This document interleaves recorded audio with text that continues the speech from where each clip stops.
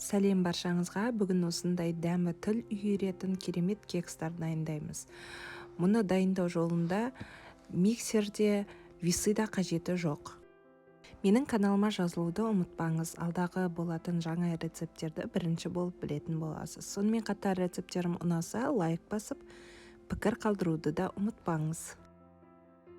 Ал бастаймыз. Бір жұмыртқаға бір стакан қант салып, ағарғанша, яғни көлемі 2 есе ұлғайғанша араластырамыз. Сіздер миксердің орнына жай ғана венчик қолдансаңыз да болады. Мен үйреніп қалғандықтан миксерді қолдандым. Оның үстіне сүт және де сұйық май құйып тағы да араластырамыз. Азық-түлік көлемін осындай стаканмен өлшейтін боламыз.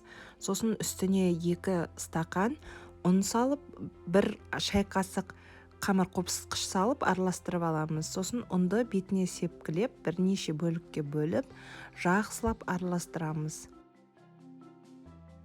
Айтып өткенімдей, миксердің орнына жай ғана венчик қолдансаңыз болады.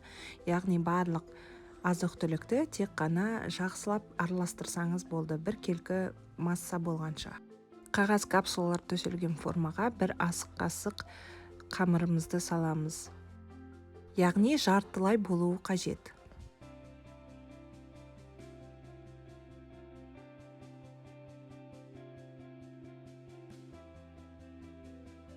Сосын үстіне кішкене 1 шай қасық варенка салып шығамыз.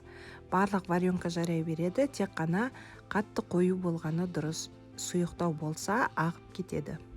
Бетіне жарты қасықтай қамырымызды құйып, варенкамыздың бетін жауып шығамыз. Қызып тұрған пеште 180 градуста 20-25 минут пісіріп аламыз, беті қызарғанша. Астарыңыз дәмді болсын. Сіздермен болған Құндызай.